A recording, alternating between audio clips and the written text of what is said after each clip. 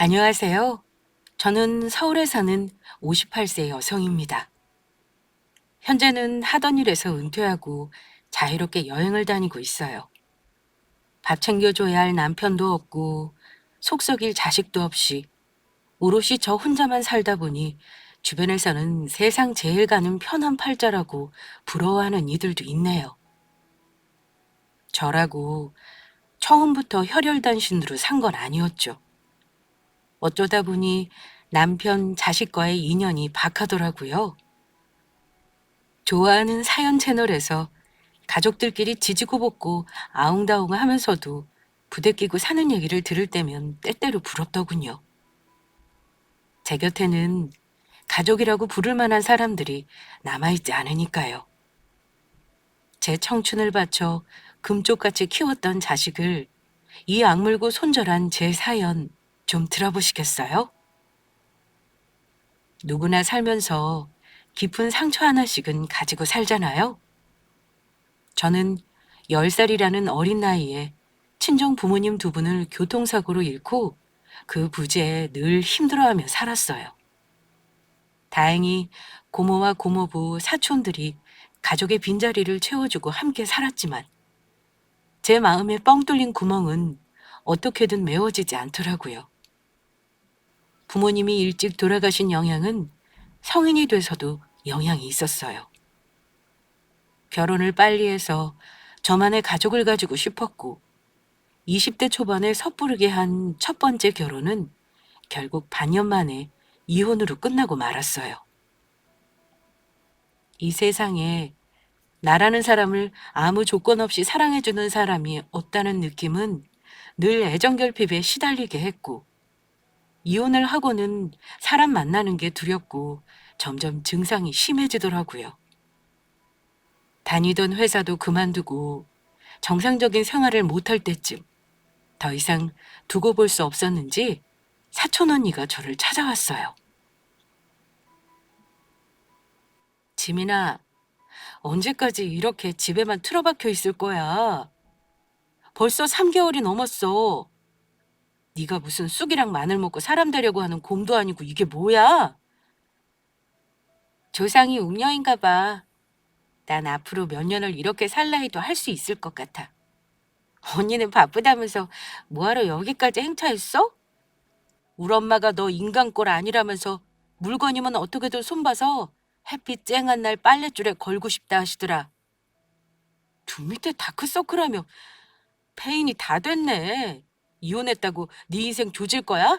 정신 차려 이거 사. 그냥 이대로 살래. 다 필요 없어. 내가 망가지든 못 살든 남한테 피해주는 것도 아니잖아.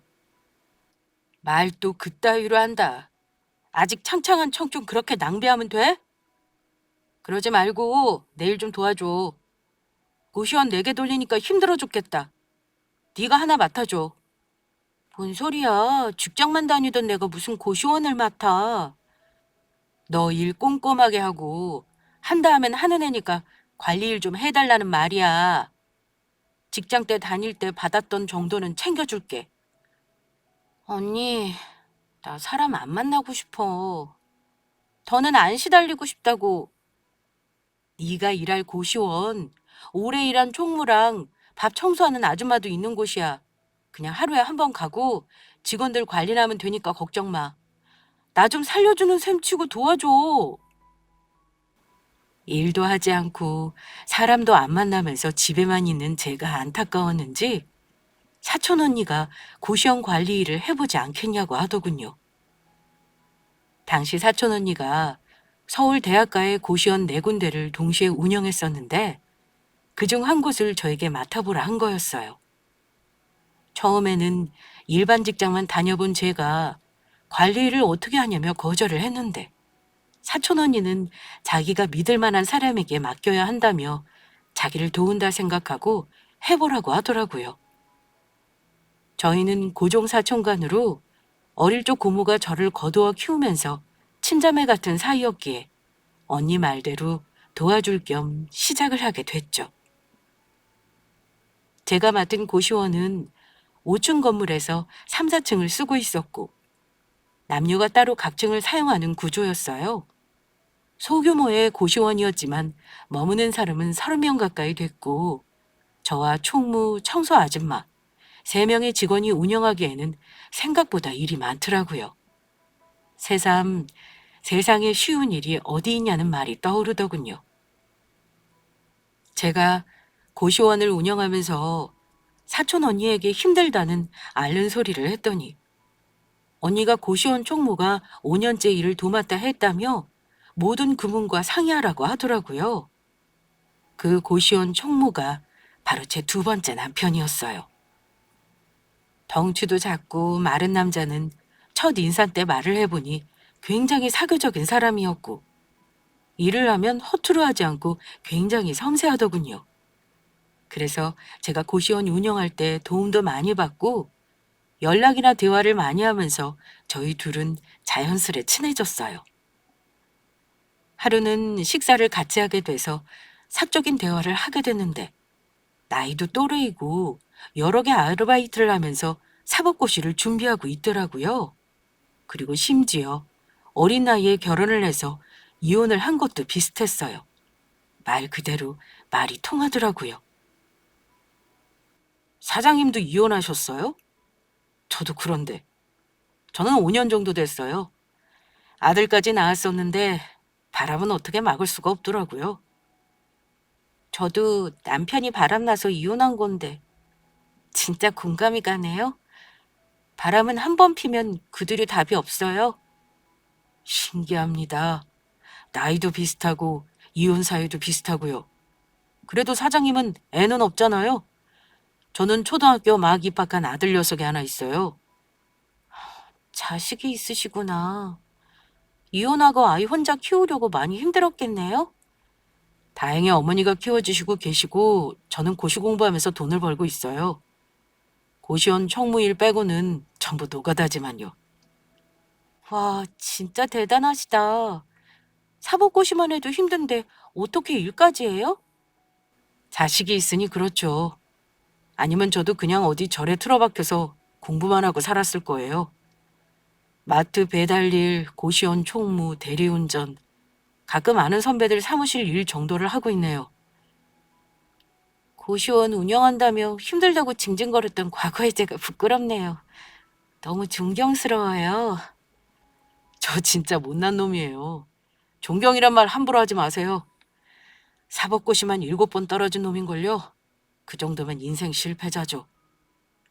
저와 남편은 힘들 때 만나 둘 다 초혼했던 걸 알게 됐고 과부 호라비의 인연으로 서로의 삶을 응원해주고 위로하다 보니 어느새 부부를 살게 됐죠. 그런데 결혼을 앞두고 보니 재혼할 남편은 8살 난 아들이 마음에 걸리더라고요. 아이가 저를 거부하거나 싫어하면 어쩌나 하는 걱정이 앞선 거였어요. 남편 말로는 아들이 낯을 많이 가리는 편이라고 했지만 처음 소개받자마자 남편과 똑 닮은 모습에 저는 아이와 사랑에 빠져버렸죠. 순수하고 똘망똘망한 아이의 눈을 보고 어떻게 그러지 않을 수가 있었을까요? 저의 재혼에 고모와 사촌들의 우려가 있었지만 남편을 고시원 총무로 5년간 봐왔던 둘째 사촌 언니가 남편의 됨됨이를 보증했고 적극적으로 결혼을 미뤄줬어요. 저희 부부는 둘 다 형편도 안 좋고 2번째 결혼이었기에 불어 식은 안 올리고 제가 남편네 집에 합가를 하고 혼인신고만 하고 살았어요. 저와 결혼을 하고도 남편은 사법고시를 포기하지 못했고 마트 배달, 대리운전, 고시원 일도 계속 했더랬죠. 남편과 결혼하고 같이 살았던 시간은 제 인생에서 가장 행복한 시간이었어요. 가끔 가족 서로가 다투기도 하고 화해도 하면서 살았는데 이게 사람 사는 것 같다는 마음이 들더라고요. 시어머니도 무뚝뚝하기는 해도 정이 많은 분이었고 무엇보다 아이 없이 시집 와서 손주를 키워준다는 점에서 저를 엄청 예뻐하셨죠. 남편도 마음의 결이 고운 사람이었고 시어머니도 정이 깊은 분이라 나만의 가족이 생긴 기분이었어요. 아들은 처음에는 저를 어색해하고 관찰하는 듯 했지만 가족을 이루고 살다 보니 어느새 적응하는 모습이었고요. 결혼 3년 차가 됐던 어느 날, 저는 여느 때와 다름없이 고시원일을 하고 있었는데 시어머니께서 전화가 왔었어요. 평소 일하는 시간을 알고 계신 분이 전화가 와서 무슨 일인가 했더랬죠. 아니나 다를까 남편이 마트 배달 일을 하다가 교통사고가 나서 응급실에 실려갔다는 전화였어요. 하늘이 노래지고 다급한 마음에 병원을 찾아갔더니 이미 남편은 숨을 거둔 후더라고요. 세상이 판을 짜고 제가 행복해지는 걸 막기라도 하는 것만 같았습니다. 시어머니는 실신을 하시고 아들은 충격에 울기만 하고 저라도 정신 차리지 않으면 남편 장례는커녕 아무것도 할 수 없을 것 같더라고요. 본의 아니게 한 가정의 가장이 되면서 저는 이 악물고 슬픔을 참고 남편이 떠난 뒷수습을 했어요. 남편의 장례가 끝이 나고 집으로 돌아와 유품을 정리하는데 그제야 참았던 울음이 터지더라고요. 그렇게 3일 밤낮을 오열하며 비탄에 빠져 있는데 시어머니가 제가 좋아하는 시래기국을 끓여주며 한마디 하셨어요. 끼니도 거르고 울기만 한다고 죽은 사람이 다시 돌아와? 네 몸도 챙기고 이제는 살 궁리를 해야지. 죄송해요. 제가 요새 방에만 틀어박혀 있어서 어머님이 힘드셨죠? 아가, 나도 30대 중반에 너희 시애비 잃어받기에 지금 내 슬픔 잘 안다. 비록 나는 손주까지 낳고 어딜 가냐며 죽어도 그 집안 사람이라고 시댁에서 놔주질 않아 어쩔 수 없이 살았다만 너는 경우가 다르지 않니? 우리 괴념치 말고 새 출발하려무나. 어머님, 갑자기 그게 무슨 말씀이세요? 그러면 어머님이랑 종수만 두고 이 집을 나가라는 말씀이세요?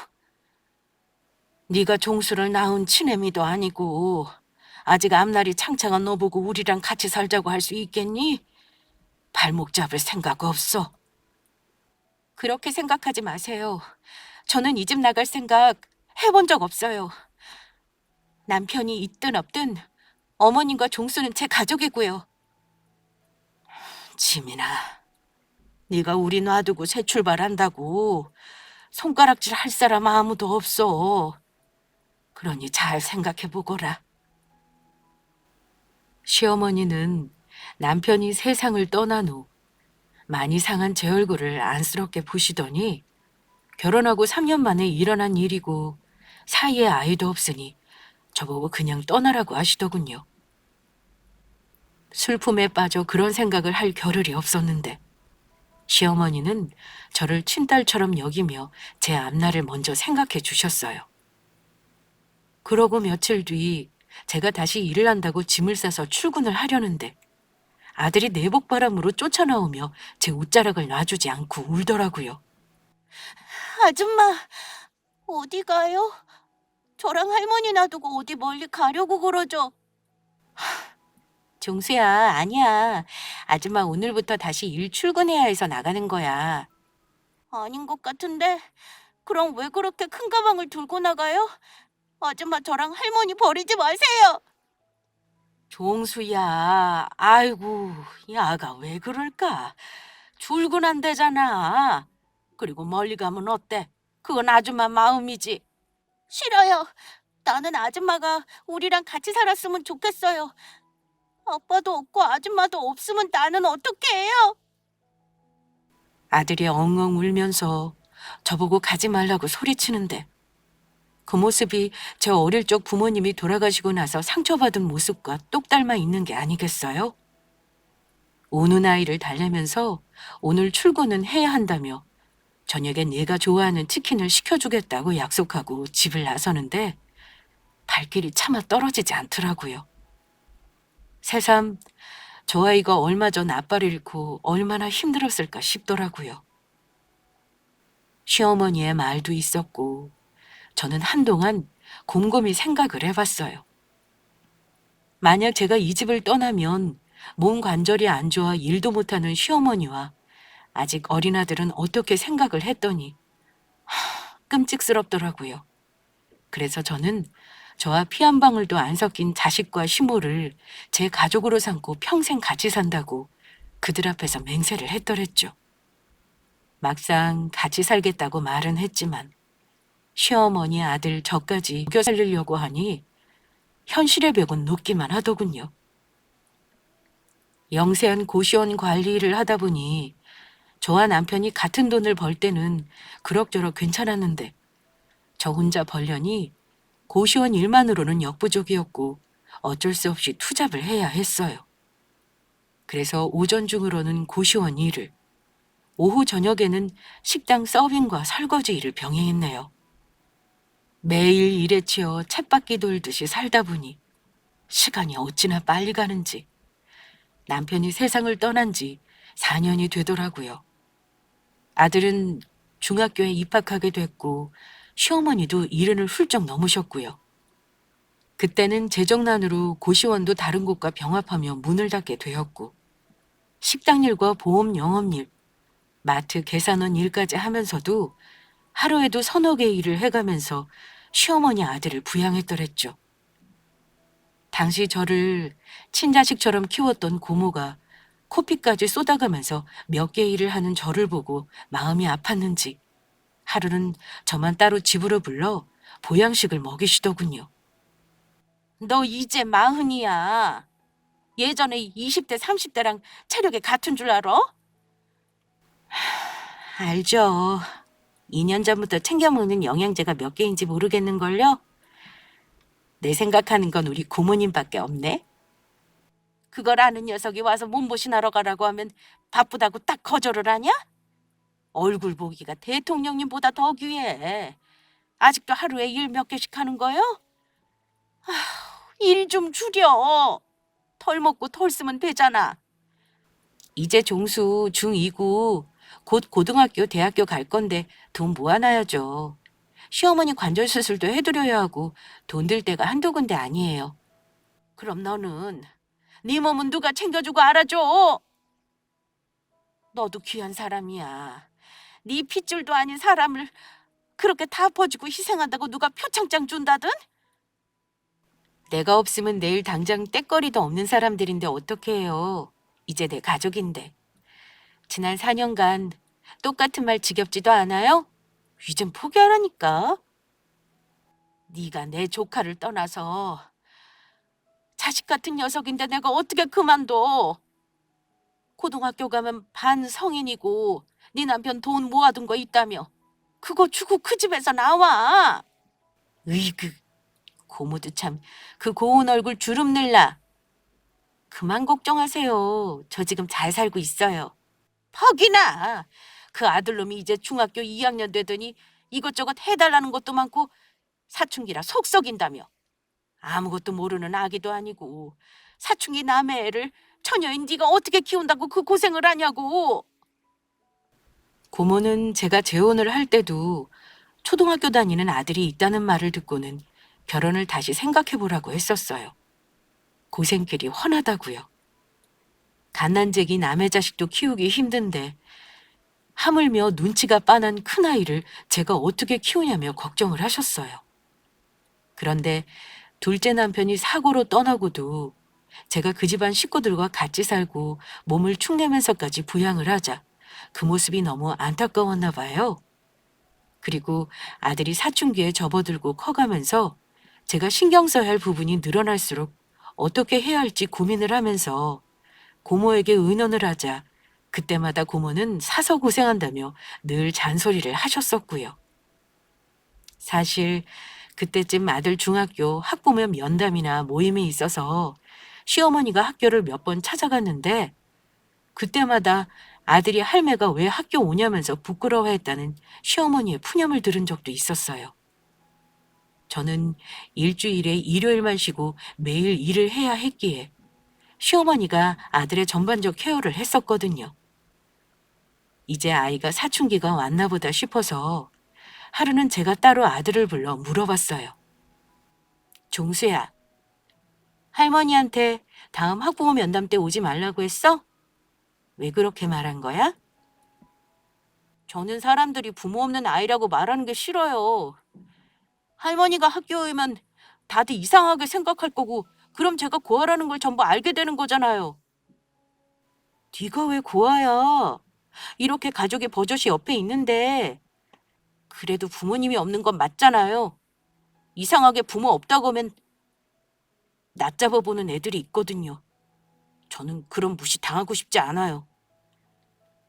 그래도 할머니한테 그렇게 마구잡이로 얘기하면 상처받으셔. 앞으로 내가 학부모 면담 가줄까? 진짜요? 아줌마가 학교 와주시는 거예요? 음, 너만 괜찮다면. 새엄마지만 난 네 엄마니까. 사실 내가 학교에 학부모로 가면 네가 싫어할까 봐 여태 못 간 것도 있었거든. 아니에요. 저는 아줌마가 학교에 와줬으면 했어요. 진짜 오시는 거죠? 약속해요. 물론이지. 우리 아들 일인데. 아들이 오라고 하면 가야지. 앞으로는 그렇게 할게. 그럼 앞으로 아줌마를 엄마라고 불러도 돼요? 당연하지. 나는 네가 엄마라고 불러주길 기다리고 있었어. 듣기만 해도 좋다. 종서 엄마. 사춘기 아들에게 부모님 대신 할머니가 학교에 오는 게 남들 시선이 의식되고 부끄러웠나 보더라고요. 저는 생각지도 못했던 아들의 생각에 적잖이 놀랐습니다. 항상 아들과는 넘지 못할 선이 존재하는 것만 같았고 남편이 떠나고 아들이 사춘기가 되면서 더 조심스러웠었거든요. 그런데 제 생각보다 아이는 저라는 사람을 필요로 하더라고요. 학부모로서 뿐만 아니라 자신에게 관심을 가지고 애정을 쏟아줄 누군가를 원하고 있었는지도 모르죠. 예전에 제가 그랬듯이 말이에요. 아들이 저를 아줌마에서 엄마라고 불러준 후부터 저희의 사이는 점차 더 가까워졌고 아이가 성인이 되기 전까지도 늘 아이는 저를 필요로 했습니다. 그런데 아들이 수능을 치고 나서 성년을 맞이하기 직전 그 추운 겨울에 시어머니가 돌아가시면서 아들과 제 사이도 변화를 맞이하게 됐더랬죠. 시어머니는 평소 혈압이 높고 지병은 있으셨지만 건강하던 분이었기에 하룻밤에 세상을 떠나시리라고는 상상도 못했어요. 아들은 할머니를 엄마같이 저를 아빠같이 의지하고 살았는데 특히 유일한 피부치인 할머니에 대한 애착이 유난히 심했던 터라 그 여파가 상당했어요. 당시 제가 할 수 있는 건 아이를 위해 기도하고 곁에 있어줄 수밖에 없었네요. 엄마, 저 이번에 아빠가 다니던 법대에 합격했어요. 그런데 사립대라서 학비가 많이 들 것 같은데 어떻게 하죠? 그건 걱정 마. 너희 아빠가 네 앞으로 아기일 때부터 들어놓은 적금이랑 내가 모아둔 돈 있어. 등록금이랑 4년 학비는 될 것 같아. 고마워요, 엄마. 제가 최대한 장학금 타볼게요. 그리고 학교 다니면서 사법고시 바로 준비하려고요. 종수야, 너무 장하구나. 아빠랑 할머니가 너 대학 합격한 거 알면 진짜 좋아하실 거야. 그러시겠죠? 갑자기 그분들 얘기하니까 오늘따라 더 보고 싶네요. 세상을 떠났지만 널 지켜보고 계실 거야. 늘 너를 챙겨주실 거고. 그랬으면 좋겠네요. 저 이번에 기숙사도 신청해서 아예 학교 다니면서 학교 도서관에서 공부 준비할까 해요. 짐은 다다음 주쯤 친구랑 같이 옮기려고요. 이제 잠시 이별이네. 우리가 같이 산 지 10년이 넘어서인가 벌써부터 쓸쓸하게 느껴지네. 도움 필요할 때는 언제든 연락해야 해. 알지? 아들은 자라면서 자기 아버지의 한을 풀어주려고 했는지 고민도 않고 법대에 진학했어요. 남편을 닮아 머리가 좋더니 남편과 같은 대학 동문이 됐더라고요. 너무 기쁘고 장해서 제가 상다리 부러지게 밥을 차려놨더니 아들은 맛있게 먹으면서도 기쁨에 웃고 있었지만 어딘지 모르게 그늘져 보였어요. 아마 먼저 떠난 가족들이 생각이 났던 거겠죠.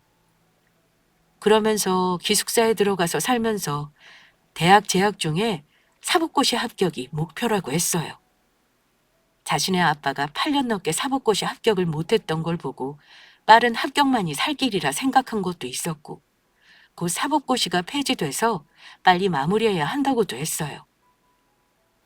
세상에 혼자 남았지만 어떻게든 기특하게 자기 앞길을 닦는 아들을 보니 저만은 꼭 아들 곁에 남아주고 싶더라고요. 어쩌면 그 아이에게서 저의 모습을 받기에 더 도와주고 싶고 놓지 않으려고 했는지도 모를 일이었습니다. 아들은 대학을 입학하고 바로 군대를 다녀왔고 그 후 기념일이나 명절이 되면 제가 사는 집으로 오곤 했어요. 자기 아빠, 할머니와 같이 살던 집이었으니 친가라고 생각하고 그렇게 왔겠죠. 아이가 성인이 되었고 가족 품을 떠나 독립을 해야 된다는 걸 머리로는 알았지만 저는 그게 그렇게 빈자리가 크고 슬프더라고요. 그래서 고시 공부한다고 바쁜 아들이 1년에 3-4번 본가를 찾아오면 저에게는 가장 귀하고 행복한 시간들이었어요. 시간이 지나자 그 귀한 시간마저도 횟수가 점점 줄어들었지만요. 몇 년 뒤 아들이 27살의 나이에 사법고시에 합격을 했을 때였어요. 변호사가 되겠다고 한 자신의 10년대로 고시에 합격한 아들을 보면서 그런 아들을 뒷바라지한 제 고생이 헛되지 않았다고 뿌듯해하던 것도 잠시. 아들이 앞으로 본격적으로 일을 하려면 차도 필요하고 돈이 몇 천만 원 필요한데 구해달라고 하더군요.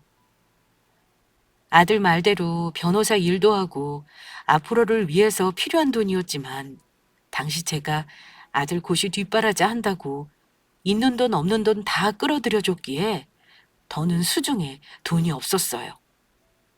저는 아들에게 그런 큰 돈은 내 능력으로 구하기 어렵다며 다른 방법을 모색해보는 게 어떻겠냐고 말을 했더니 아들은 엄청 실망하고 좌절한 얼굴로 저를 바라보더군요. 그도 그럴 것이 그때까지 아들이 돈 얘기나 필요한 것을 얘기하면 제가 항상 어떻게든 해줬었거든요. 그날 제가 처음으로 아들에게 엄마가 능력이 부족해서 미안하다며 안 될 것 같다는 말을 한 후로 저와 아들 사이는 점점 멀어지게 됐어요.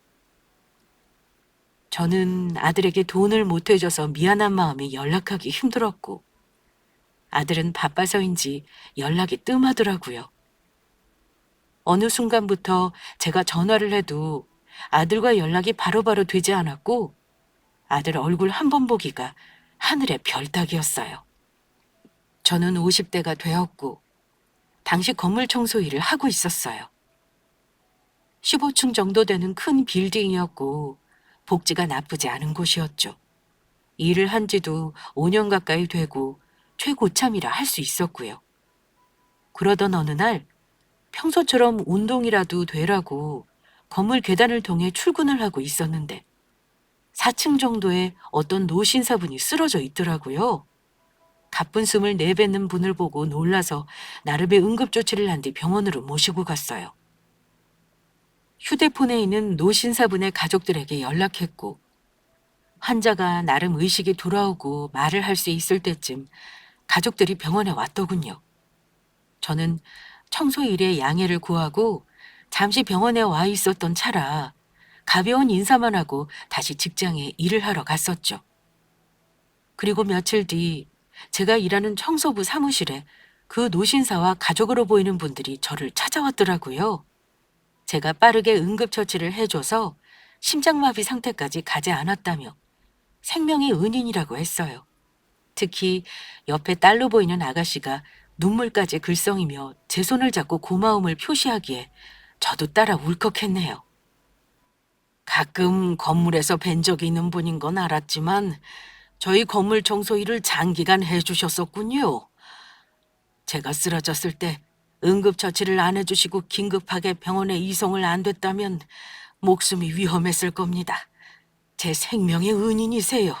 감사합니다. 아닙니다. 누구라도 그 시각 그 자리에 있었다면 응당히 했어야 하는 일이었어요.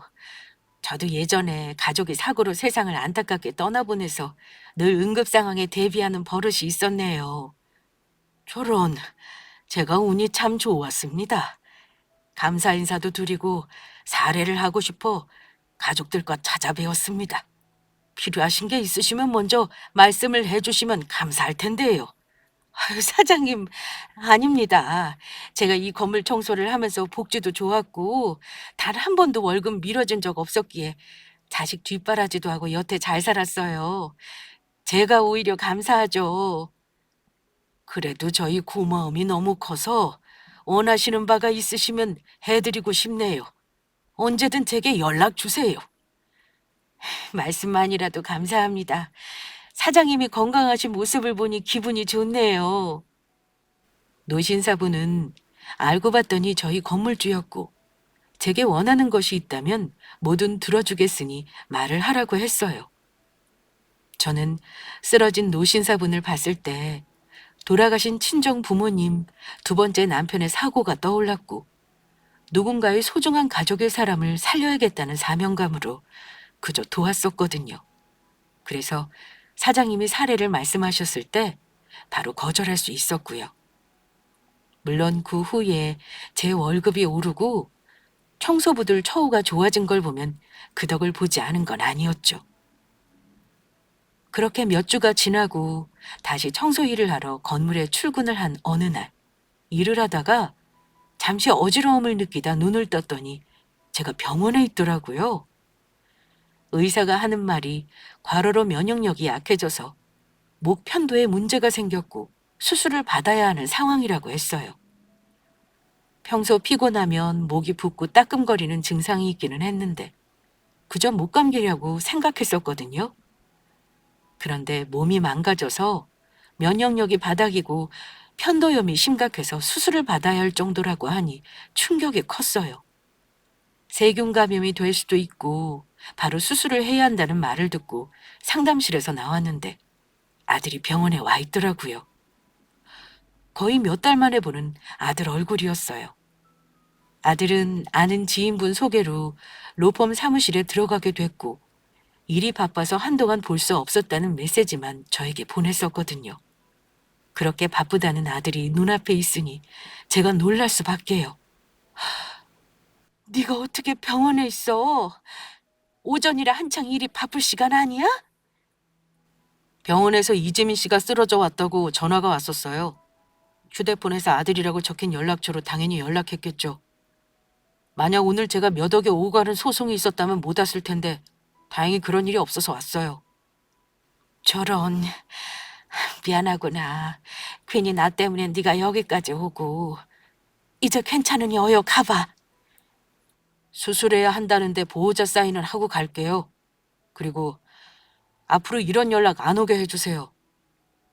제가 오늘은 운이 좋게 와줬지만 앞으로 또 긴급한 연락 오지 말라는 법 없잖아요. 엄마 친척분들한테 연락 갈 수 있게 조치를 취하세요.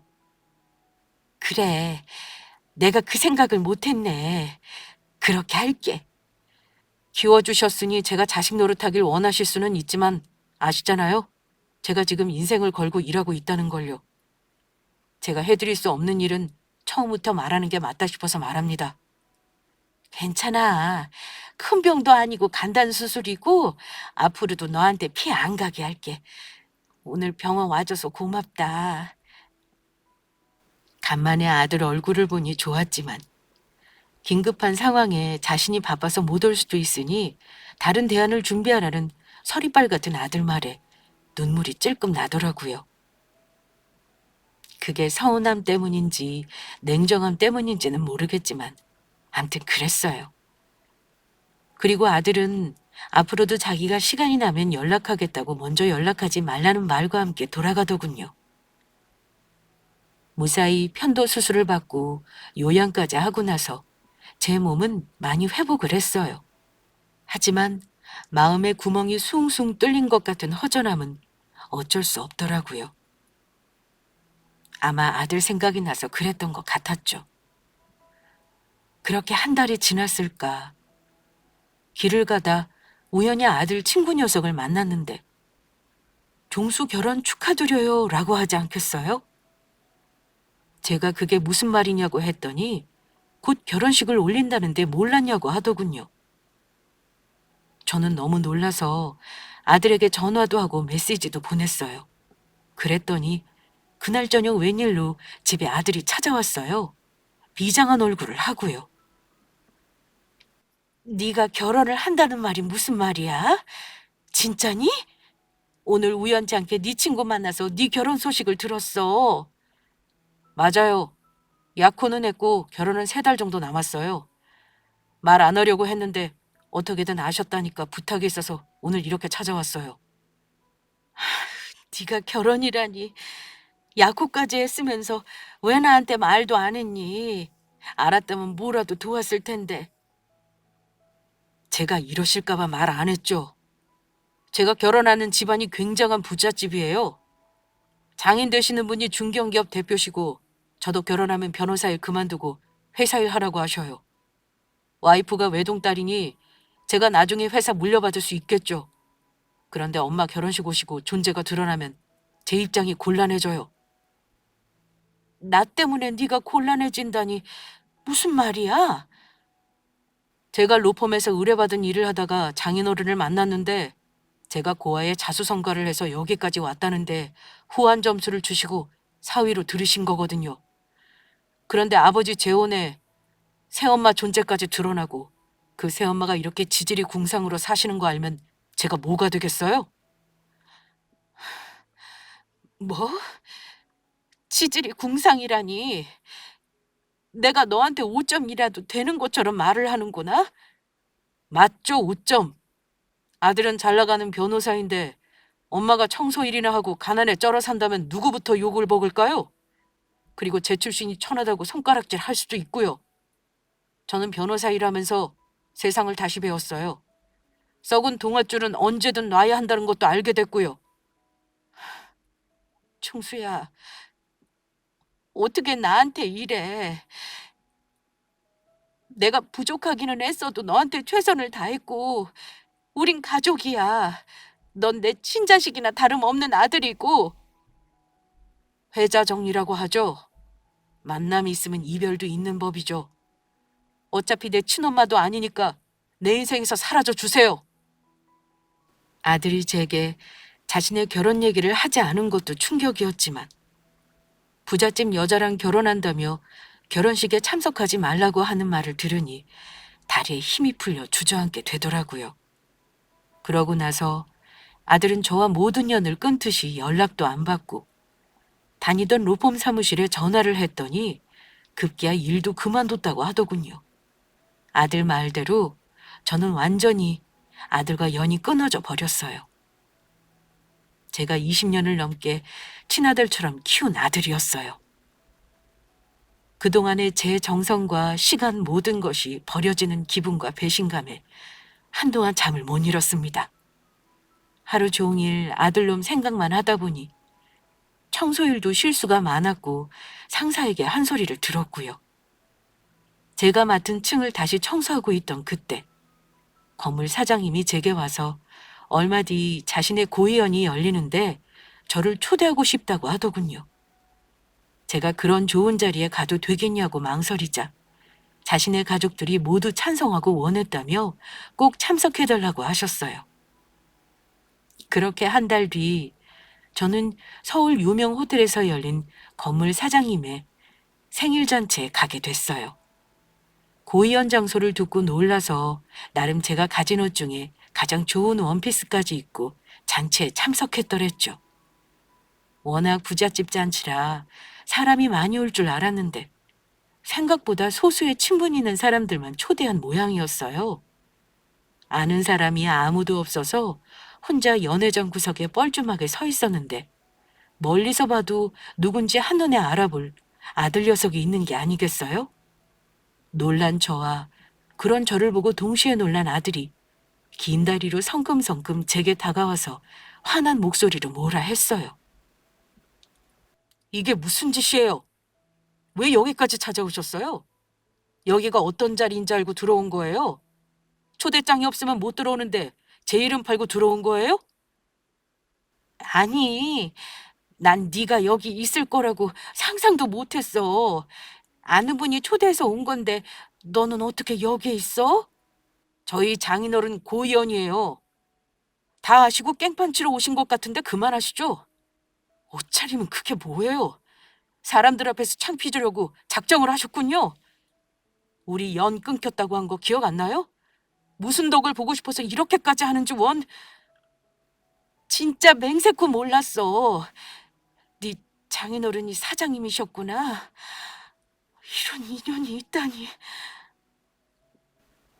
제가 아들의 일방적인 화를 받아내면서 대화를 하고 있는데 이윽고 건물 사장님과 그 가족들이 연회장에 들어오더라고요. 그러면서 저와 아들을 발견하고 반가운 인사를 하면서 저희 곁으로 다가왔어요. 건물 사장님과 가족들은 제가 아들과 대화하는 모습을 보고는 아주머니랑 아는 사이인가 라고 물었어요. 그랬더니 아들은 역시나 제가 이런 아줌마를 어떻게 알겠어요?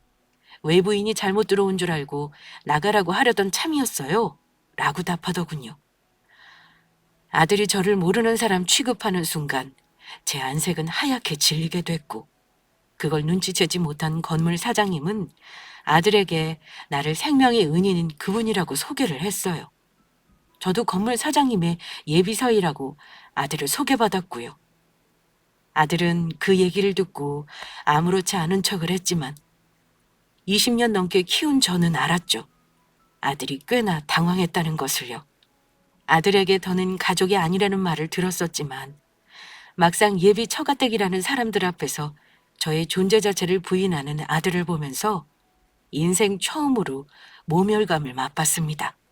20년 넘게 아들을 키운 기억들이 주마등같이 스쳐 지나갔고 저 아이가 내가 자기를 버리고 떠나간다며 옷자락을 생명줄처럼 쥐고 안아주던 그 아이가 더는 아니구나를 새삼 깨달았어요. 그리고 저는 그 순간 제 인생을 걸고 아들에게 복수를 해야겠다는 다짐을 하게 됐고요. 저는 수소문 끝에 마지막으로 아들을 찾아갔습니다. 보아하니 결혼 전부터 예비 처가댁 회사에서 일을 시작했나 보더라고요. 제가 또다시 자기 영역 안에 찾아왔다는 게 불쾌한지 아들은 여태 봤던 얼굴 중에 가장 짜증스러운 얼굴로 저를 맞이했습니다. 귀찮은 벌레를 보는 듯한 표정을 하고요. 왜 또 오셨어요? 장인어른 고의원은 기가 막힌 우연이었다 쳐도 오늘 회사까지 찾아온 거 완전히 고의네요? 그래, 맞아. 오늘은 진짜 내 의지가 반영된 만남이지. 마지막으로 묻고 싶은 게 있어서 왔어. 20년 넘게 너를 키워준 가족을 버릴 정도로 이 결혼이 너에게 큰 의미니? 너무 당연한 걸 굳이 물어보세요?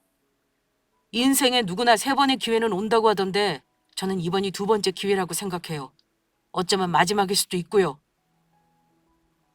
결혼할 그 아가씨는 사랑하니? 아님 그저 계층 이동을 하고 싶어서 그래? 우리같이 밑바닥층의 사람들에게 사랑은 사치예요. 그 너머에 있는 것들은 사랑할지도 몰라도요. 그런데 무슨 청문회도 아니고 왜 이렇게 저한테 궁금한 게 많은 거예요? 건물 청소 일 한다는 것도 그만두시고 더는 제 앞에 거슬리게 왔다 갔다 하지 마세요. 내가 듣고 싶은 대답은 다 들었으니 이만 가마. 하지만 청소일 그만두라는 둥 하는 말은 못 들은 걸로 할게. 내가 뭘 하든지 너와 더는 상관없는 일 아니겠니? 사람 욕심이라는 게 혹시 또 모르죠. 처가에 제 엄마라는 명목으로 득보려고 이상한 헛소리를 할지도요. 앞으로 저는 큰일 할 사람이에요. 제 앞을 가로막는 그 어떤 것도 가만두지 않을 작정이니 어디 궁금하면 해보시던가요. 너나 잘하렴. 더는 얼굴 볼 일 없을 테니. 역시나 아들은 끝까지 저를 냉대했어요. 자기가 앞으로 건물 사장님 사위가 돼서 건물도 물려받고 큰 사업을 할 참이니 눈앞에서 거슬리게 굴지 말라고 경고도 하고요. 어느 정도 예상을 했던 막말들이었기에 저는 그런 아들을 마지막으로 두 눈 가득 담고서 돌아왔습니다. 이젠 진짜 제 쪽에서 아들놈과 안녕이라는 다짐을 새기고요. 일주일 후 저는 건물 주인에게 따로 연락해서 할 말이 있다고 했습니다. 제가 과거 건물주인 목숨을 살려주고 나서 개인 연락처도 받고 이따금 안부 연락을 주고받는 사이가 됐거든요. 제가 먼저 찾아뵙고 드릴 말이 있다고 한 적은 처음이었기에 건물 사장님은 놀라시는 눈치였어요. 그런 사장님 앞에 녹음기 하나를 드렸더니 이게 뭐냐면서 의아해 하시더군요. 저는 사장님의 말에 지난 20년간의 제 삶을 간략하게 말씀드렸어요. 그리고 예비 사이에 원대한 욕망과 비뚤어진 인성을 폭로했더니 사장님은 깜짝 놀라시더라고요. 지금 이 녹음기에서 들은 말들이 다 사실이란 말인가요? 네. 부끄럽지만 종수는 제가 20년간 키운 제 양아들이 맞습니다. 그리고 대개 따님에 대한 마음이 진실하지 않은 것도 사실이고요. 양아들이라고 해도 자식인데 이렇게 제게 찾아와 진실을 밝히기 쉽지 않은 일인데 감사드립니다. 저도 쉽지 않은 결정이었어요. 하지만 더 늦기 전에 아들 녀석이 정신 차리길 바랬고 사장님 가족분들이 좋은 분들인 걸 알기에 막고 싶었습니다. 결혼식 한 달을 앞두고 이런 사실을 알게 되니 충격이 크네요. 제 하나밖에 없는 딸이 좌절할 걸 아니까 더 그렇습니다. 딸이 예비 사이를 많이 좋아했거든요. 제가 다 자식을 잘못 키운 죄입니다. 죄송합니다. 아닙니다. 제가 고맙고 뭐라 말씀드리기 힘드네요. 제 생명도 살리셨는데 이제는 제 딸 인생도 살려주시네요. 제게 사례를 해주신다고 했으니 마지막으로 한 말씀 드리자면 제 아들과의 결혼을 취소해 주시길 바랍니다. 제가 원하는 건 그것 하나뿐입니다. 건물 사장님의 한탄과 함께 그렇게 저는 아들 녀석에게 제 나름대로의 복수를 이루게 됐습니다. 그 후 수수는 말 안 해도 빤했죠. 아들은 결혼 한 달 전 파혼을 당했고 건물주네 집안과의 인연이 정리됐습니다. 후에 아들은 저를 찾아와 저 때문에 부잣집으로 장가가려던 자신의 모든 기회를 놓치게 됐다며 제 멱살도 잡고 동시에 제발 다시 사장님네와 결혼할 수 있도록 제게 도와달라고 빌었습니다. 저는 그저 그런 아들을 무감한 눈으로 바라보며 너의 탐욕과 거짓의 대가가 너에게 돌아온 거라고 했고요. 세상에 혼자 버려진 것 같다고 그렇게 악에 받쳐 막 살면 살아도 죽은 것이나 다름없다며 그 벌을 달게 받으라고 말하고 냉정하게 뒤돌아섰습니다. 아들과 연을 정리하면서 예전에 고모가 머리 검은 짐승은 거두는 게 아니라며 피도 안 섞인 아들을 네가 왜 키우냐며 한 소리 하시던 게 문득 떠오르네요. 살다 보면 어른들이 하시는 말씀은 허투루 들을 얘기는 아니다 싶고요. 하지만 저는 제 핏줄이 아닌 아들을 친자식처럼 키운 20여 년의 세월을 후회하지 않고 그런 아들을 참교육시킨 복수도 후회하지 않아요. 그때마다 제가 응당해야 할 일을 했다고 생각하고 다시 그때로 돌아간다 해도 똑같이 행동할 거라고 생각합니다. 그러니 후회하지 않아야죠. 후에 들어보니 아들은 건물 사장님네와 사이가 틀어지면서 서울에서 일하기는 어려워졌고 외딴 지방으로 내려가서 작은 변호사 사무실에서 말단 일을 한다는 얘기를 전해 들었네요. 이제는 아들을 미워하거나 잘못되길 바라지는 않아요. 제가 몇십 년간 그 아이 삶에서 해줘야 할 일을 해줬다고 생각하고 그 임무를 다하고 인연이 정리가 됐다는 생각을 하고 있어요.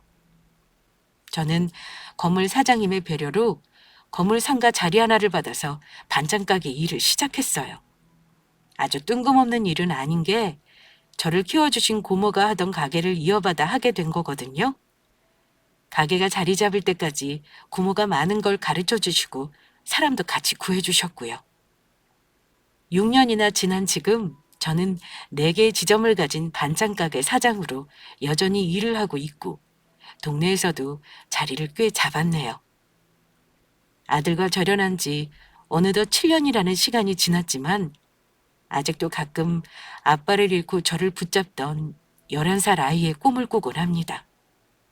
제 인생에서 가장 인상적인 순간이었나 보다 하죠. 하지만 다시 만나거나 연을 맺을 생각은 안 들어요. 그 아이의 말처럼 인생은 회자정리니까요. 여러분은 살면서 가까운 누군가에게 상처받은 적이 있으신가요? 없다고는 사람은 아마 없을 겁니다. 언제나 주변에 그런 사람은 꼭 있기 마련이니까요. 나를 만만하게 봐서 그런 행동을 하거나 자신의 이득을 위해 그런 짓들을 행하기도 하고요.